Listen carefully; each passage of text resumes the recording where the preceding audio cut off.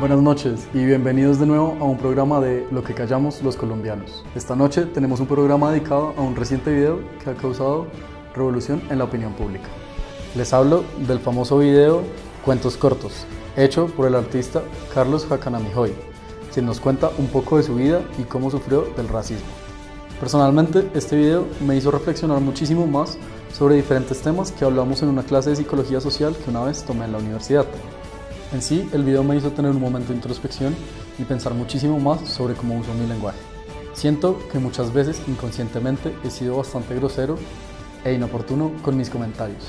Algunas veces suelo normalizar palabras como negro, marica o tremenda mujer para usarla de manera despectiva. Sin embargo, después de este video me he dado cuenta que no es lo correcto. Bueno, queridos televidentes, antes de presentarles a nuestros invitados especiales de la noche, quería compartirles 4 frases que me marcaron a lo largo de todo el video. La primera es: virtudes de seres remotos ya muertos, como los incas, los mayas y los aztecas, por medio de sus mitos y leyendas, aunque uno de sus descendientes vivos no se hablaba en clase, aunque pequeños y de carne y hueso estuviéramos en ellas. Parecía que empezaban a existir solo cuando se los convertía en piezas de museo. La segunda frase: como mi padre era médico tradicional en la escuela de los niños blancos, nos molestaban que mi padre era brujo y parte del demonio. La tercera: desde pequeños en mi casa tuvimos que aprender a defendernos a los puños de los blancos. Finalmente, para que el estereotipo, o más bien, para los que me conocen, ya no soy un indio cualquiera. Ahora, y sin más espera, démosles la bienvenida al primero de nuestros invitados, Daniel, un reconocido antropólogo de la Universidad Nacional con estudios de diferentes tribus indígenas de Colombia. Muchísimas gracias por venir y bienvenido a Lo que callamos los colombianos. A ti, gracias por la invitación. Bueno, vamos a hablar un poco de los temas candentes. Cuéntanos cuál fue tu perspectiva del video y qué opinas de este. Claro que sí, bueno, respecto al documental del señor Jacanamijoy, pienso que es bastante fuerte, es bastante impactante y bueno, realmente siento que en general los comportamientos y los detalles de uno en el día a día te hacen como reflexionar, ¿cierto? Totalmente de acuerdo, también sentí algo parecido a eso, tuve un sentimiento de culpa, tal vez como de rencor contra mí mismo. ¿Tú sentiste algo de eso? Ahora que lo mencionas, realmente sí sentí empatía en un momento con él, pero también sentí culpa en un momento conmigo mismo. Culpa. ¿Quisieras explicarnos un poco más de ese sentimiento? Bueno, es que lo que sucede es que a lo largo de mi vida, sin querer queriendo, ¿cierto? Digamos que yo, gracias al documental, hice una introspección y me di cuenta de que día a día realizo comportamientos que son racistas. Son racistas, claro, a veces, muchas veces sin querer, pero pues digamos cuando tú estás viendo fútbol, ahora que tienes la camiseta de la selección, ¿cierto? ¿Por qué jugamos? El caso es que muchas veces, digamos, yo veo a Cuadrado, ¿cierto? Y Cuadrado llega y la embarra. Y llego y digo de repente, negro y que no la pasaba antes, ¿cierto? Sin embargo, eso es un comportamiento racista, aunque yo digamos que no esté, digamos, diciéndolo porque él es negro o así como tal, es un comportamiento racista. He pensado que una persona es mejor en los deportes o peor simplemente por el color de su piel, ¿cierto? Entonces, realmente eso es un comportamiento pues racista y falaz, porque realmente una cosa realmente no tiene que ver con la otra. No tiene significado ni correlación con la otra. Exactamente, entonces gracias a este documental me di cuenta de esto. Bueno, Daniel, y cuéntame empatía, ¿por qué sentiste? Bueno, y empatía realmente porque yo en lo personal viví 3 años en España y allá digamos que por el simple hecho de ser colombiano sentí varios comportamientos por parte de las personas apenas yo les decía que era colombiano. Digamos que yo no les decía y me trataban de una forma, apenas ya les había dicho no, yo nací en Colombia, tal cosa, me empezaban a tratar de una forma distinta, ¿sabes? Si tuvieras que elegir 4 frases que te marcaron del video, ¿cuáles serían?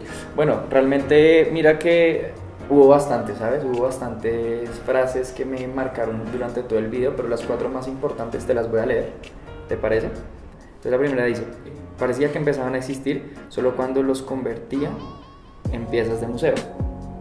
Y cuando nos nombraban, apreciábamos, pero éramos señalados como lo peor. Es así como en uno de los primeros recuerdos de mi vida va asociado directamente a un caso de racismo sin haber siquiera sabido que ese tipo de discriminación y segregación se llamaba así. Muy interesante. ¿Sí?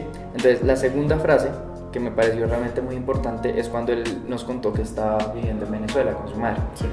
Entonces, dice así: pues yo tendría unos 4 años y recuerdo que caminaba con mi mamá en Barquisimeto, Venezuela.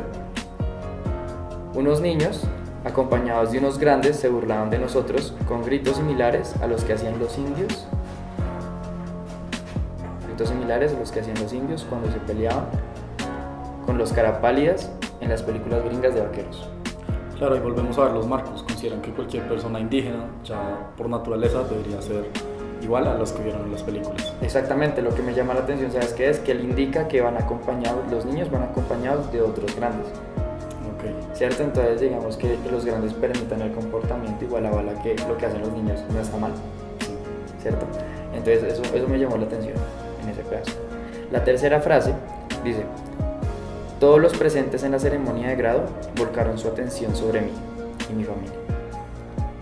Todos, hasta el rector, se tomaron fotos con nosotros. Y no me pareció nada extraño que hasta ese día, el día que me iba de la universidad, todos se dieran cuenta que habían tenido en sus aulas un indio de carne y hueso. Increíble que, siendo un artista tan destacado hoy en día, en aquella época, digamos, no se supiera sus orígenes. Y tal vez me deja reflexionar que parte de su fama también puede ser por sus orígenes, que posteriormente se vino a saber cuando se graduó. Es una teoría y no se puede saber nada, pero pues quién quita. Exacto, a mí me parece que es interesante lo que él indica cuando él dice que en su ceremonia de grado todos estaban usando él y su familia por bajo presupuesto tenían que usar las ropas nativas de su pueblo, ¿cierto? Las ropas de, digamos, de ceremonias. Sin embargo, por ser, digamos, que tan excéntrico y tan distinto, digamos, que a la norma que rige en esa sociedad, ¿cierto? De la Universidad Nacional, los grados y todo, hasta el rector decidió tomarse una foto con él como si fuera, no sé, un monumento o hasta un animal o algo así exótico, ¿sí me entiendes? Y hasta eso lo hizo sentir, eso lo marcó, si él lo comenta en el video es que no lo hizo sentir cómodo. No lo hizo sentir a gusto, es algo nuevo para él también, digamos. La última decía: un señor rico, uno de los coleccionistas de mi obra, hizo una cena en mi honor. Cuando llegué a su casa, el celador no me quería dejar pasar porque sospechaba de mí, quién sabe por qué. Dijo así: el doctor no atiende a esta hora si es que usted viene a buscar trabajo. Me lo dijo en tono mandón y mirándome con desconfianza. Claro, eso quiere decir que simplemente por su aspecto físico, seguramente por su color de tez, el celador pensaba que iba a hacer cualquier cosa menos ser el invitado estrella de la noche. Exactamente, incluso le indica después que cuando ya el celador es, digamos, que reprendido y se le aclara la situación, no le creía. Muchísimas gracias por tu aporte. Vamos a Gracias. introducir a la nueva invitada, Sofía Ramírez. Ella es una reconocida profesora de psicología de la Universidad de los Andes.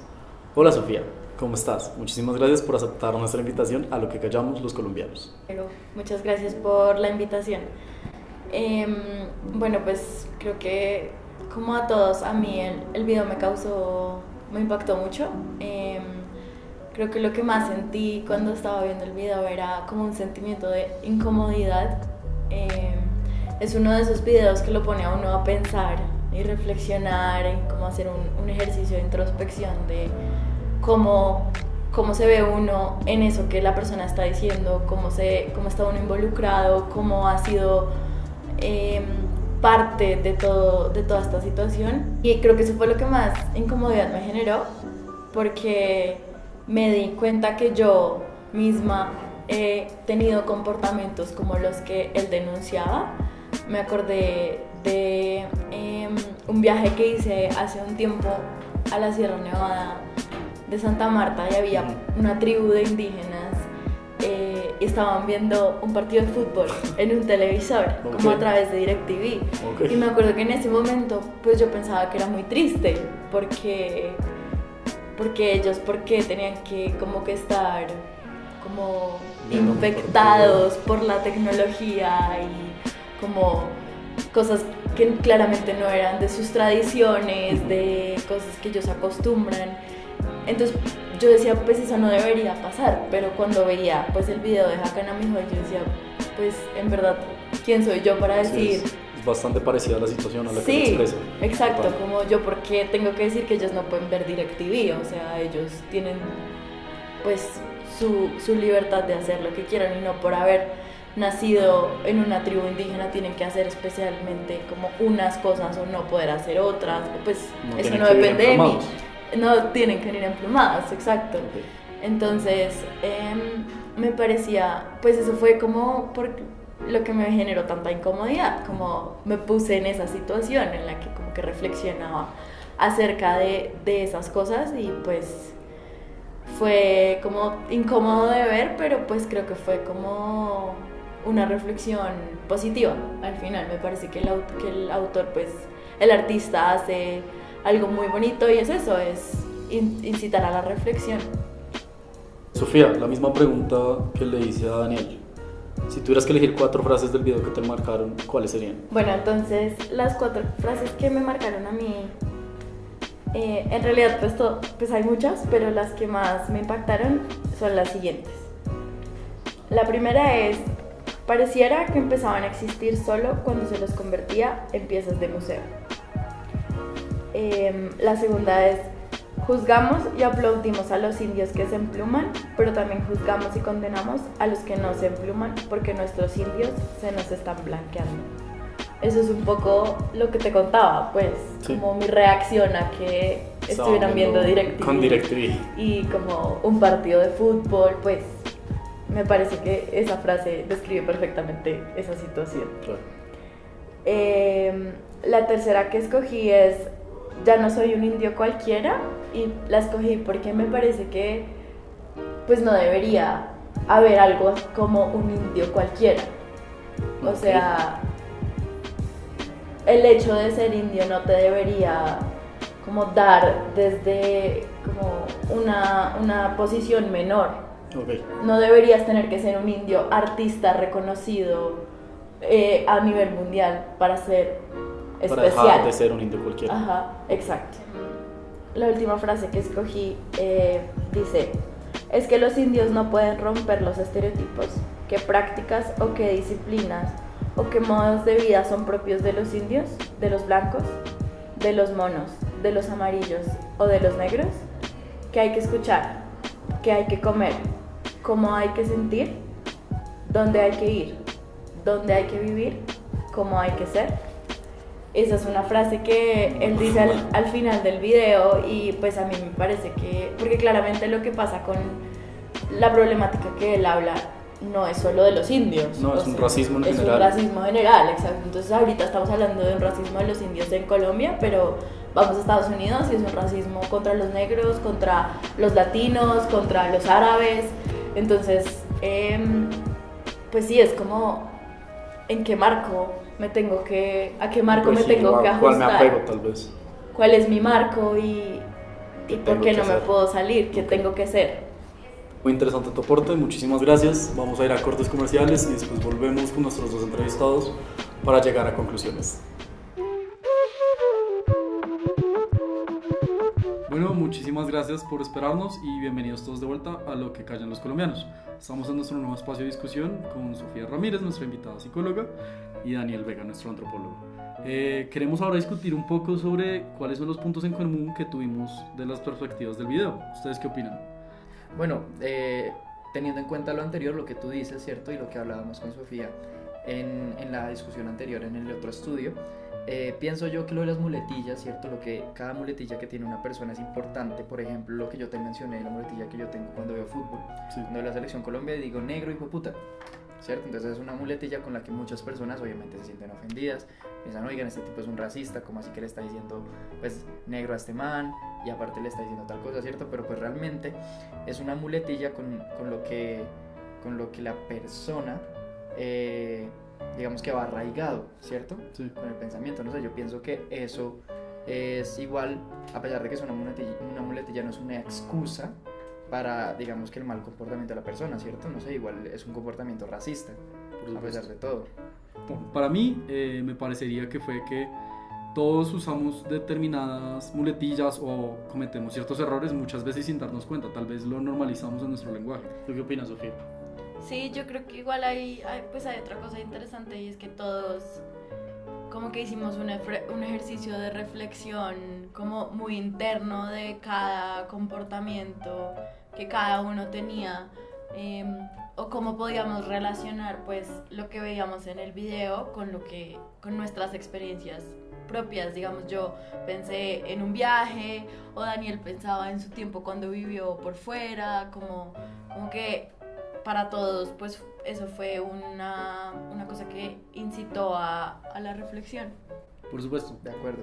Creo que entonces el punto en común es que primero a todos nos hizo una reflexión, nos hizo reflexionar, ver una introspección y darnos cuenta que muchas veces tomamos ciertas palabras o nuestro lenguaje, adoptamos ciertas muletillas que no deberían ser usadas, y creo que ahora todos estamos de acuerdo que también seremos más conscientes al momento de hablar y de acuerdo. ver puntos en diferencia creen que teníamos cada uno. Pues a mí me parece interesante que, digamos,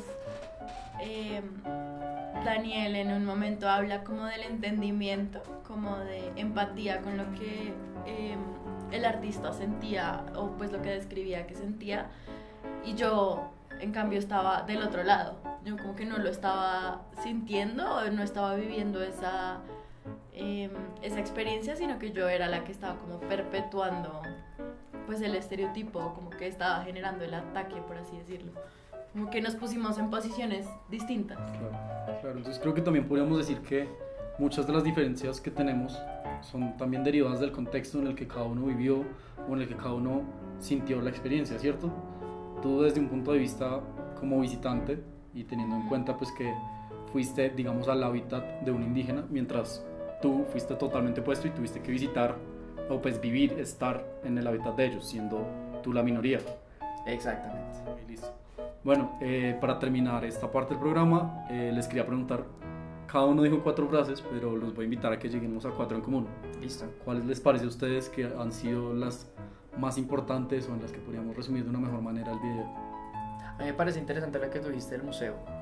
Si quieres retomamos esa. Sí, y creo que esa la teníamos en común todos, de hecho, Sí. como que la mencionamos en algún momento. Exacto, diferentes partes. Sí, entonces, bueno, textualmente el artista dice: virtudes de seres remotos ya muertos, como los incas, los mayas y los aztecas por medio de sus mitos y leyendas. Aunque de sus descendientes vivos no se hablaba en clase, aunque pequeños y de carne y hueso estuviéramos en ellas. Parecía que empezaban a existir solo cuando se los convertía en piezas de museo. Primero le da un gran peso al inicio del documental y nos pone a todos a analizar algo, y es que muchas veces nosotros también asumimos que personas como los indígenas no están en nuestra cultura y están, no sé, en el monte o en la selva, pero no, acá nos abre los ojos y que no son personas de la afuera, son personas del común y el corriente como nosotros y que comparten espacios con nosotros. Sí. Me parece una primera gran frase. Sí. ¿Qué más tenemos en común? ¿Ustedes qué piensan?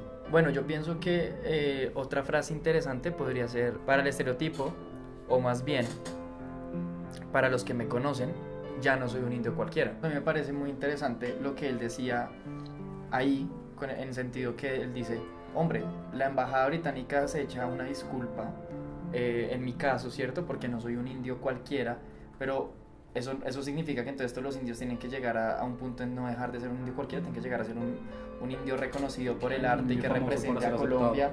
No debería ser así. Eso es lo que él está de cierta forma criticando y está diciendo: oiga, abramos los ojos y no, todos somos iguales. O sea, no debería pasar. ¿Qué pasa si hay una persona de una tribu indígena que no es artista reconocido, o que no es un músico reconocido, o que simplemente no es famoso? Pues eso no quiere decir que sea menos. Bueno, yo les quería comentar de una frase, me marcó muchísimo, y es teniendo en cuenta todo este contexto sobre el racismo que hemos hablado, y es que se permite en sociedad, se permite desde las personas mayores. Okay. Esta frase nos lo deja ver, se las voy a leer y me dirán ustedes si están de acuerdo. Pues yo tendría unos 4 años y recuerdo que caminaba con mi mamá en Barquisimeto, Venezuela. Unos niños acompañados de unos grandes se burlaban de nosotros con gritos similares a los que hacían los indios cuando se peleaban con los carapalias en las películas gringas de vaqueros. Esto nos deja entrever que así fuera en Venezuela, que es un país bastante cercano y que también tiene indígenas, esta cultura de discriminación o de racismo se ve desde las edades adultas hasta los más jóvenes y es permitido por toda la sociedad. ¿Ustedes piensan lo mismo? Sí. Sí, de acuerdo, totalmente de acuerdo. Digamos, mira que en esa frase yo noté que el punto importante es que él dice: acompañados por otros grandes. Es cierto. Entonces que los otros grandes estén validando el comportamiento. Lo legitiman. Exacto, legitiman el comportamiento racista de los niños, entonces ellos ya van a entender desde temprana edad que eso no está mal. No, y siendo niños, pues lo primero que buscamos es un ejemplo. Una aprobación. Es pues De alguien acuerdo. que está a nuestro alrededor, que nos dé como indicios de cómo comportarnos, qué es lo que hay que hacer, como... Exacto, entonces yo pienso que, digamos, a los tres tenemos en común, ahí los tres pensamos que está mal que el adulto valide el comportamiento del niño, Sí, en ese caso, en ese caso. ¿cierto? Sí.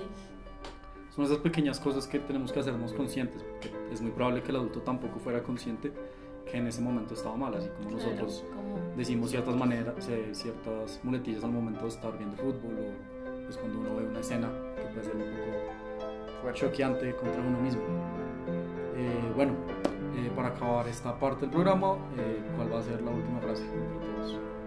Pues creo que llegamos a la conclusión de que este tipo de situaciones no se dan únicamente en contra de los indígenas, en contra de los colombianos en España, en contra de, pues como que es algo que se puede extrapolar, se puede generalizar. De acuerdo. Entonces creo que esta es la frase que más como que puede representar eso, que dice, es que los indios no pueden romper los estereotipos, qué prácticas o qué disciplina o qué modos de vida son propios de los indios, de los blancos, de los monos, de los amarillos o de los negros, que hay que escuchar, que hay que comer, cómo hay que sentir, dónde hay que ir, dónde hay que vivir, cómo hay que ser.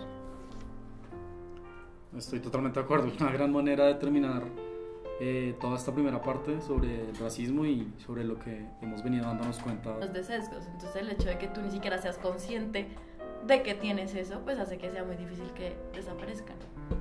De acuerdo. Bueno, muchachos, creo que acá terminamos esta parte del programa.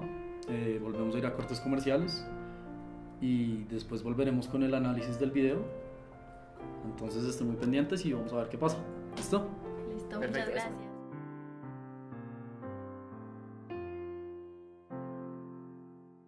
Muchísimas gracias por esperarnos y por estar acá de vuelta con nosotros. Ahora vamos a mostrarles un video a nuestros dos especialistas invitados y vamos a discutirlo posteriormente. Este video es un Room My Life en el cual explica un poco más sobre diferentes tipos de racismo. Vamos a verlo. Esta es la historia de un hombre negro, guapo, joven, boxeador y macho. Este hombre decide salir de fiesta a un reconocido bar de su ciudad llamado Teatrón, característico por ser de un ambiente tolerante e inclusivo. En mitad de la fiesta decide también consumir una droga que lo pone en un estado reflexivo. El hombre está bailando en una zona de la discoteca donde hay parejas de diferentes orientaciones sexuales y se le acercan diferentes mujeres atractivas a conquistarlo. De inmediato, él no quiere y las rechaza. Lo anterior lo hace entrar en un momento de reflexión personal. Yo soy un sujeto ya constituido. Parte del problema de la vida política contemporánea estriba en que no todo el mundo cuenta como sujeto. El multiculturalismo tiende a presuponer unas comunidades ya constituidas, con unos sujetos ya establecidos, y lo que está en juego es la existencia de unas comunidades, no del todo reconocidas como tales, de unos sujetos que estando vivos no están considerados como vivos. Las personas presuponen cosas de mí, me constituyen en algo que no soy. Otra mujer llega a invitarla a bailar. Es una mujer rubia, alta, muy atractiva. Recuerda la época de su vida cuando tuvo una novia y él ya intuía negar su homosexualidad. Con lo anterior, él comienza a preguntarse, dicen que una negra que se ha acostado con un negro acepta difícilmente un amante blanco después. Al menos es una creencia que nos hemos encontrado en los hombres. ¿Quién sabe qué les han dado? En efecto, ¿quién sabe? Desde luego, no ellos. Sobre este tema no podemos dejar pasar en silencio esta observación que me detiene. Los celos raciales incitan a crímenes raciales. Para muchos blancos, el negro es justamente esa verga maravillosa. Sus mujeres, una vez traspasadas, quedarán transfiguradas. Mis servicios de estadística nunca me han proporcionado documentos en este sentido. Sin embargo, he conocido blancas que han conocido negros y negras que han conocido blancos y he recibido suficientes confidencias como para lamentar que el señor Connor, de nuevo con su talento, el blanco va a encontrar un argumento espioso, inconfesable, dudoso. El joven, a raíz de todo esto, decide cambiar el ambiente en donde está y se va al ambiente exclusivo para hombres. Cuando intenta entrar, el bouncer lo detiene. Este le pregunta si realmente es homosexual. A raíz del efecto por la sustancia que consumió al inicio de la noche, está muy sensible y sigue entrando a momentos muy intensos de reflexión. La precariedad implica vivir socialmente, es decir, el hecho de que nuestra vida está siempre, en cierto sentido, en manos de otro, e implica estar también expuesto para quienes conocemos como también para los que no conocemos, es decir, la dependencia de unas personas que conocemos o apenas conocemos, o no conocemos de nada. Recíprocamente, implica vernos afectados por esta exposición y dependencia de otros, la mayor parte de los cuales permanecen anónimos. Le constituyen unas obligaciones a los demás, a la mayor parte de los cuales no podemos nombrar, y que pueden tener o no rasgos de familiaridad con un sentido establecido de quiénes somos nosotros. El hombre termina su momento de reflexión y claro, a todo lo que ha dicho, el bouncer se encuentra confundido, pero le pide perdón. Le dice, qué pena, es que usted, la verdad, no parece gay. Aparentemente ser lo que soy no me deja ser lo que soy. Hablando de manera llana, podríamos decir que nosotros tenemos tales obligaciones con nosotros y que sabemos presuntamente quiénes somos nosotros. En tal caso, para la implicación social, este planteamiento es precisamente que nosotros no se reconoce ni puede reconocerse. Está prescindido desde el principio, interrumpido por la alteridad, como ha dicho Levinas, y que las alteraciones que tenemos nosotros son precisamente las que devastan cualquier noción establecida sobre nosotros. Finalmente, logra entrar al ambiente exclusivo para hombres y de repente ve un hombre blanco que le atrae. Este se llena de coraje y se le acerca para invitarlo a bailar. Sin embargo, el hombre blanco lo rechaza y muestra desprecio por su color. Yo no bailo con negros, Le dice el joven. Nuestro joven boxeador se siente frustrado y se va para sentarse en un lugar muy alejado. Él comienza a pensar. Tener fobia al negro es tener miedo a lo biológico, porque el negro no es sino biológico. Son bestias, viven desnudos y solo Dios sabe. De hecho, Uchtei Manoni escribe también, no vemos inconveniente, pero aquí el negro es el amo y señor, es el especialista en la cuestión. Si dicen violación, dicen negro. Mientras sale del bar se cuestiona cuál es el problema de su ser. ¿El ser negro? ¿El ser gay? ¿El ser un macho boxeador? O simplemente es un incomprendido por los marcos sociales existentes. Se pregunta qué quiere decir ser negro. Y recuerda a un famoso autor llamado Fanon que desarrolló un estudio. Durante 3 o 4 años hemos interrogado a unos 500 individuos de raza blanca, franceses, alemanes, ingleses e italianos. En cualquier caso, esperamos que nuestros interlocutores no tengan nada que temer al abrirse a nosotros. Después, en el curso de asociaciones libres, insertamos la palabra negro. Casi un 60% de las respuestas se presentaban así. Negro, igual, biológico, sexo, fuerte, deportivo, poderoso, boxeador. Bienvenidos a la parte final de lo que callamos los colombianos. Después de haber visto el video anterior, vamos a hacer un breve análisis de él con nuestros invitados. Para contarles un poco más del video, es otro video viral, se está haciendo bastante famoso en las redes sociales. Y las frases que suenan un poco complicadas y largas, no sé si se dieron cuenta en los momentos de introspección, son frases famosas de dos autores, de Fanon y de Butler. Entonces nos llegó también una pregunta al público y me parece que es la mejor manera para poder cerrar el programa. Se las voy a leer y después discutimos un poco sobre esto. Perfecto. Bueno, teniendo en cuenta el video y los autores, ¿cómo pueden descolonizar la psicología? Entonces quisiera comenzar preguntando, dado que la pregunta puede ser un poco compleja, Sí. ¿qué entienden ustedes por descolonizar la psicología, teniendo en cuenta los contextos en los que estamos hablando y lo que hemos visto también de racismo hasta ahora? Primero las damas. Bueno, pues yo creo que esa pregunta hace parte de una pregunta un poco más amplia, que es en general cómo descolonizar el saber, porque hay, digamos, estos dos autores que tú mencionas recalcan muy repetidamente que nosotros estamos guiados, bueno, no, obviamente no solo ellos, más autores, nosotros estamos guiados por saberes de como centros hegemónicos del pensamiento que no tienen nada que ver con, digamos, Colombia, Holanda, Inglaterra, pues cosas muy centradas en Europa. Y yo creo que hay que, una parte de esa pregunta que te plantean en el público tiene que ver con empezar a sacar el conocimiento que tenemos nosotros también acá. Digamos, nosotros pocas veces rescatamos los conocimientos de los saberes indígenas,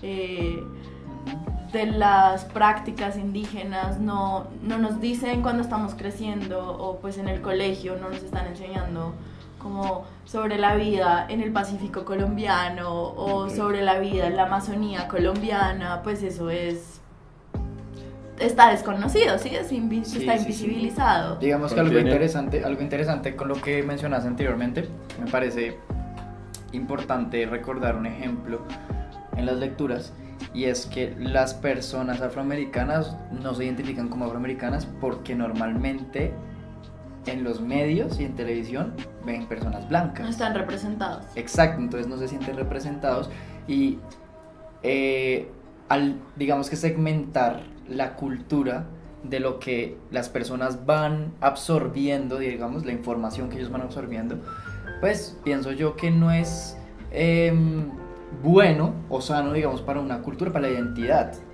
Diría yo, no sé, pueden, digamos, ellos sentir hasta cierto punto que no hacen parte de ello, ¿sí me entiendes?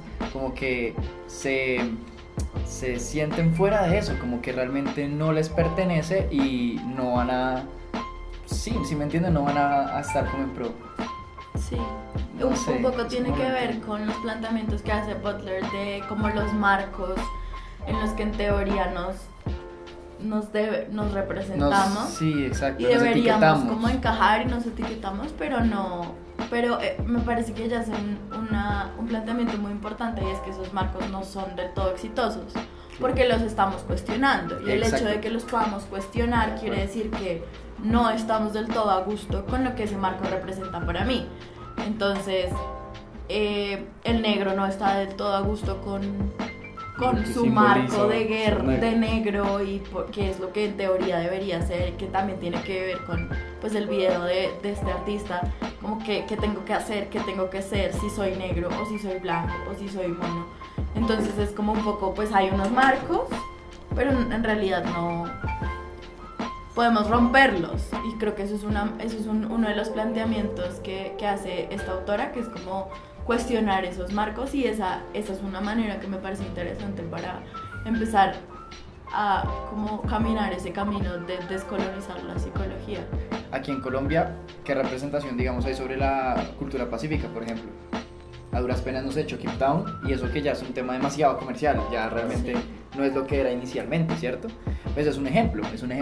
Sí, nomás. tal vez como en expresiones artísticas, musicales, están más presentes como otras regiones del país, pero más allá de, no sé, herencia de Timbiquí, Chucky Town y este tipo de cosas, pues musicales, no. Ajá. No sé, siente, O sea, y este es también, exacto. como dice Daniel, como muy complementado por el mercadeo y por lo que vende, porque muchas veces, pues, si bien por ejemplo Chucky Town canta sobre su vida y sus referencias tal vez en el Chocó, también lo tiene que hacer, digamos, con cierto ritmo y para poder vender y gustar a la gente.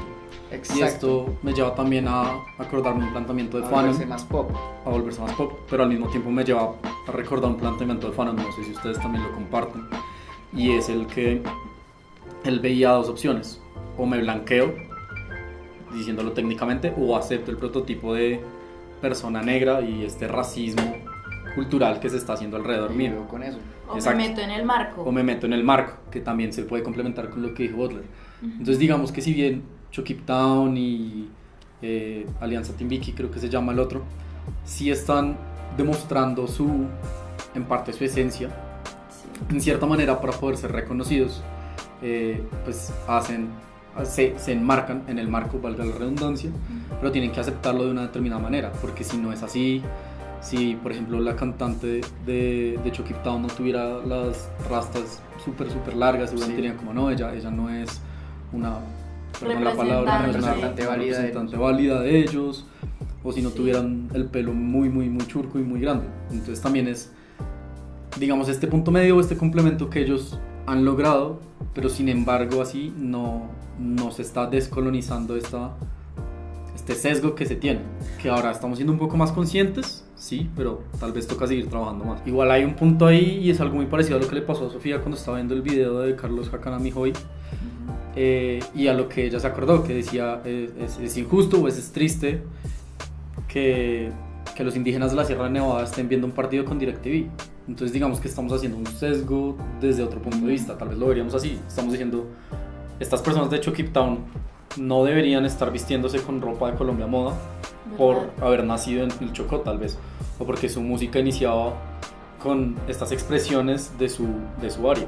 Pero estamos haciendo, pues por eso, es como una doble, diríamos que es un arma de doble filo, no sé si ustedes están de acuerdo conmigo. Entonces tal vez este proceso de descolonizar tiene muchas más aristas o perspectivas desde donde toque verlas, y puede que no haya una solución exacta, porque siempre en determinada manera va a poder haber un argumento que se dice, pero es que ahí estás, sí, ahí en contra, o te dice ahí estás contradiciendo o estás discriminando, tal vez inconscientemente, pero lo estás haciendo, como nos pasó a todos en un inicio. Pues yo no soy nadie para decirles en qué esencia tienen que quedar, o sea, exacto. Si ellos quieren ser un indígena como ingeniero de sistemas, puede ser, ¿por qué no? Como Carlos Hanna-Kamikoy, que es un indígena pero artista reconocido internacionalmente. Sí. Exacto, que igual vive con, no sé, supongo que un horno microondas en su casa, no sé. O yo quién soy también para decirle a Goyo, no, pues no se peine ni se vista así, porque usted nació en Chocó. Exacto, tú te puedes poner como exacto. Yo creo que cuando yo pienso en la pregunta que te hicieron del público, a mí hay una cosa que me parece muy importante y es la información, es el poder de la información. Lo hago como una analogía a otra situación que siento que de la que soy como más consciente, y es, digamos, hay una parte en el texto de Fanon que él dice, el niño negro crece pensando que es blanco, por lo que tú decías, no se ve representado, y yo siento que eso pasa en muchas situaciones. Una de esas situaciones es como en el estereotipo de mujer. Entonces, si yo crezco, que pues de hecho es lo que pasa actualmente, si yo crezco viendo un tipo específico de mujer en todas partes, en todos los medios, en la publicidad norteamericana, en la publicidad colombiana, en la publicidad que se hace en Bogotá, me acostumbro. Yo voy a ir a esas dos, digamos, puedo pensar que, al principio puedo pensar que yo me identifico con esa persona y en algún momento me voy a dar cuenta que no soy así, y entonces voy a intentar, como en cierto modo, como tú no planteabas, blanquearme, parecerme a eso que veo. Y yo creo que recientemente pues ha habido como un movimiento muy grande de dar más información. Entonces que las redes sociales sean como, entienda que eso es un tipo de mujer, pero que hay muchos millones de tipos de mujeres, muchos millones de tipos de cuerpos, que las colombianas no somos como las gringas, o que las peruanas no son como las argentinas o las europeas o lo que sea. No más Latinoamérica, que no somos no está mal. Igual a Venezuela o exacto, y eso no está mal, y me parece que yo hago esa analogía porque el hecho de que yo pueda hoy en día ver en una red social distintos tipos de cosas hace que se descolonice ese saber, hace que en parte se descolonice como el marco de mujer estereotípico, y yo creo que eso puede pasar en términos de la psicología. O sea, la psicología no está en todas partes. Las poblaciones de menores recursos no van a un psicólogo, no tienen plata, no tienen la capacidad adquisitiva para ir, pero igual superan sus cosas, igual superan los duelos, igual sufren, igual tienen un montón de situaciones y pasan por ahí. Igual muchas comunidades, y lo que ellos hacen son, no sé, expresiones artísticas o una red comunitaria mucho más fuerte que la que tenemos en otras sociedades, ¿sí? Empezar a pensar en esas cosas, darle más valor a esas cosas, decir como, vea, usted tiene un problema y puede ir a un psicólogo si quiere, porque los psicólogos pues no es que no hagan nada, también son profesionales y también tienen un montón de conocimiento muy válido, pero también hay otras cosas que se manejan. Usted también puede hacer meditación, usted puede no sé, vaya y baile o construya o haga, empezar a dar más información, darle visibilidad a estas otras maneras de cómo lidiar con la vida cotidiana. Me parece que es pues una manera de descolonizar. Bueno, Daniel, si tú tuvieras que, en una frase muy corta porque ya se nos va a acabar el programa, sí, solucionar la pregunta del público, ¿qué dirías? Yo diría que la información le da el poder a las personas. Esa es la frase que diría yo. La información le da el poder a la gente. ¿El poder de qué? De la libertad, el poder de escoger, la libertad de escoger, la libertad de decir, ¿realmente hago parte de esto o no? ¿Quiero hacer parte de esto o no quiero hacer parte de esto? La libertad de poder escoger, y eso nos da diversidad, y yo pienso que la diversidad es riqueza. Para finalizar, quiero retomar el tema de la información, que las personas, igual yo no soy enemigo que las personas avancen con la tecnología, es decir, a mí no me parece necesariamente malo que los niños o la gente en la Sierra Nevada vea DirecTV. Es verdad que bueno, de cierta forma se contaminan, y puede ser por un mundo occidental, pero digamos también que ellos toman la decisión. exacto, ellos pueden decir también, no, yo no quiero tomar eso, como también, no sé, el caso de Choquito, pues ellos deciden seguir haciendo su música nativa de pleno Chocó, o volverse más pop y digamos que abarcar un público más amplio, por decirlo así, para vender más o pues quién sabe qué.